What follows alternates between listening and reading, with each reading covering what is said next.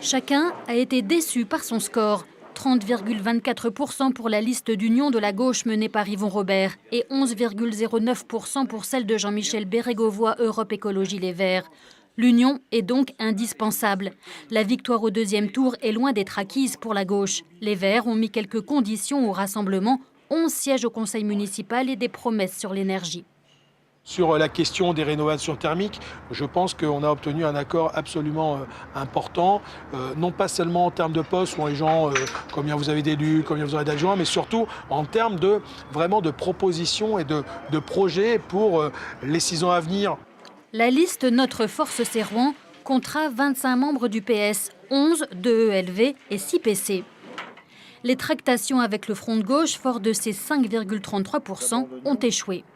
Nous exigeons notre indépendance, notre autonomie, et nous oppose à cela un accord de gestion que nous refusons. Un accord de gestion, en quels termes? Solidarité budgétaire.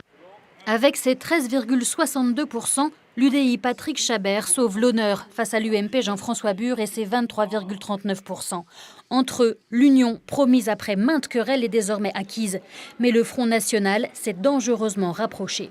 On a une réserve importante de voix dans les abstentionnistes, mais aussi des gens qui ont voté Front National par rejet de la classe politique. Et on va leur expliquer que s'ils votent Front National, ils vont remettre Yvon Robert pendant 6 ans à la tête de la ville. Le deuxième tour s'annonce plus serré que prévu. La conquête de Rouen dépendra de la mobilisation des nombreux abstentionnistes.